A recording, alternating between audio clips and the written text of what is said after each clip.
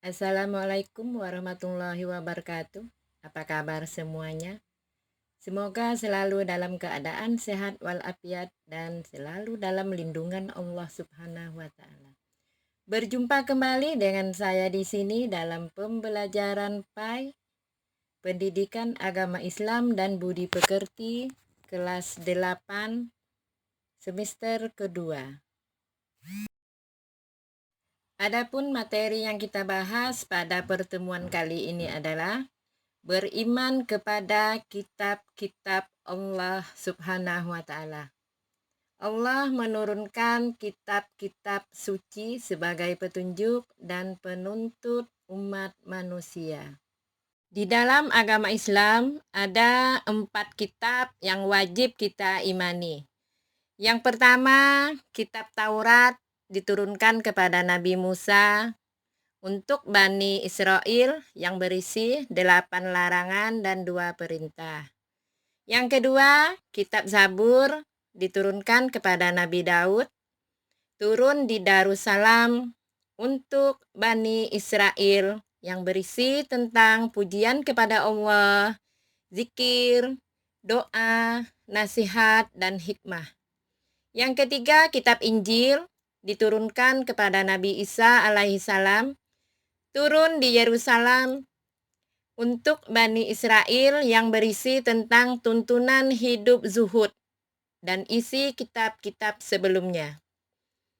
Yang keempat, kitab Al-Quran yang diturunkan kepada Nabi Muhammad SAW, turun di kota Mekah dan Madinah untuk seluruh kaum, berisi tentang akidah, hukum-hukum syariat, dan muamalat, serta penyempurna kitab-kitab sebelumnya.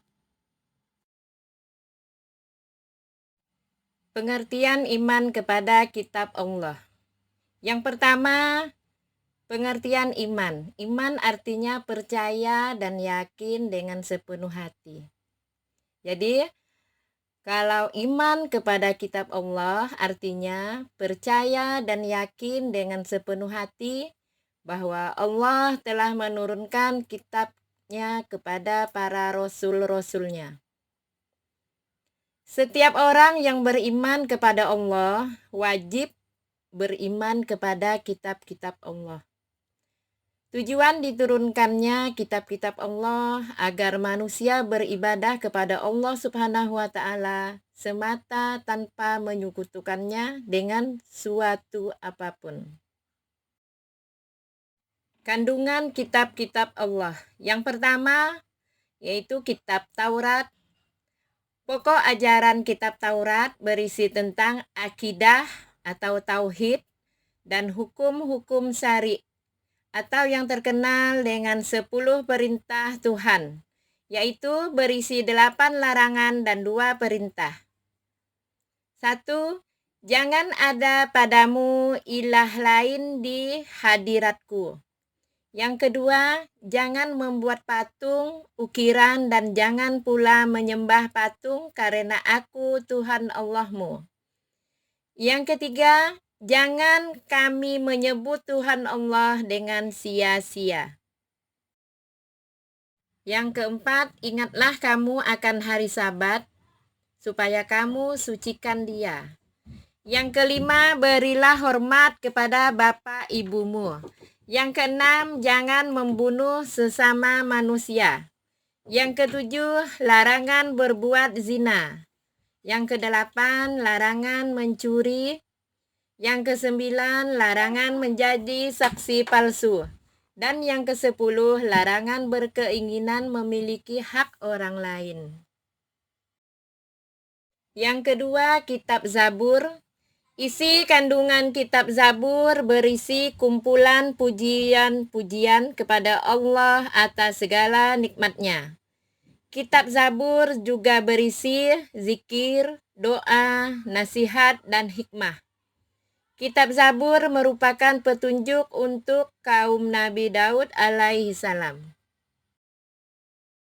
Yang ketiga, kitab Injil. Isi kandungan kitab Injil adalah ajaran untuk hidup dengan zuhud, Karena pada masa itu orang-orang Yahudi sedang dilanda kerakusan dan ketamakan kepada harta. Isi kandungan kitab Injil sama dengan kitab-kitab sebelumnya. Namun sebagian menghapus hukum-hukum yang tertera di kitab Taurat yang tidak sesuai di masa itu. Yang keempat, kitab Al-Quran. Isi ajaran Al-Quran sendiri sebagai kitab suci umat Islam. Yang pertama, Tauhid, yaitu tentang keimanan kepada yang gaib, kitab Allah dan akhirat. Yang kedua, Syariah, berisi hukum-hukum Allah. Yang ketiga, Akhlak, yaitu tentang pedoman berakhlak dan bertingkah laku.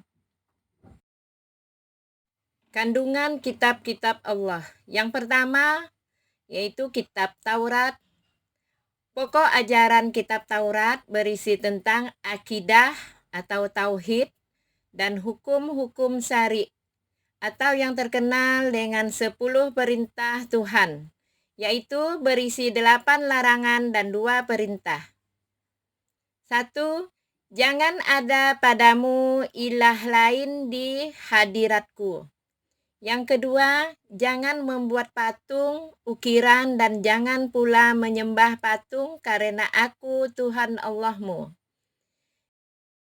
Yang keempat, ingatlah kamu akan hari Sabat, supaya kamu sucikan dia. Yang kelima, berilah hormat kepada bapa ibumu. Yang keenam, jangan membunuh sesama manusia. Yang ketujuh, larangan berbuat zina. Yang kedelapan, larangan mencuri.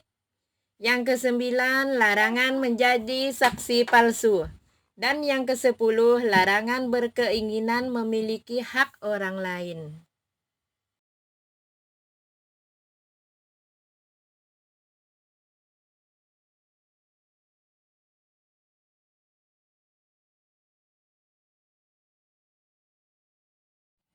Pengertian iman kepada kitab Allah. Yang pertama, pengertian iman. Iman artinya percaya dan yakin dengan sepenuh hati. Jadi, kalau iman kepada kitab Allah artinya percaya dan yakin dengan sepenuh hati bahwa Allah telah menurunkan kitabnya kepada para rasul-rasulnya. Setiap orang yang beriman kepada Allah wajib beriman kepada kitab-kitab Allah. Tujuan diturunkannya kitab-kitab Allah agar manusia beribadah kepada Allah Subhanahu wa Ta'ala semata tanpa menyekutukannya dengan suatu apapun. Cara-cara beriman kepada kitab-kitab Allah. Cara beriman kepada kitab-kitab suci Allah meliputi hal-hal sebagai berikut. Yang pertama, beriman dan meyakini bahwa kitab-kitab suci tersebut diturunkan dari sisi Allah Subhanahu wa Ta'ala. Yang kedua, beriman dan mempercayai nama-nama kitab suci yang kita ketahui. Yang ketiga, meyakini kebenaran informasi yang terkandung di dalamnya dan mengamalkan kitab yang terakhir dan menghapus kitab-kitab sebelumnya. Adapun sikap-sikap orang yang beriman kepada kitab-kitab Allah adalah: yang pertama, manusia akan mengakui keterbatasannya hingga dalam menjalani kehidupannya sehari-hari mereka tidak sombong. Yang kedua, orang mengimani kitab-kitab Allah dapat belajar dari orang-orang yang hidup pada masa lampau. Yang ketiga, orang-orang yang mengamalkan isi kitab terlihat dari sikap keseharian, yaitu bersikap jujur, amanah, bersyukur, bertanggung jawab, disiplin, dan sebagainya. Menampilkan sikap mencintai Al-Quran sebagai kitab Allah. Sikap orang yang mencintai Al-Quran salah satunya adalah membaca Al-Quran secara rutin, memahami isi Al-Quran, mengetahui arti dan makna dari ayat-ayat yang dibaca, dan mengamalkan dalam kehidupan sehari-hari. Sekian, terima kasih, semoga bermanfaat. Sampai jumpa di episode berikutnya.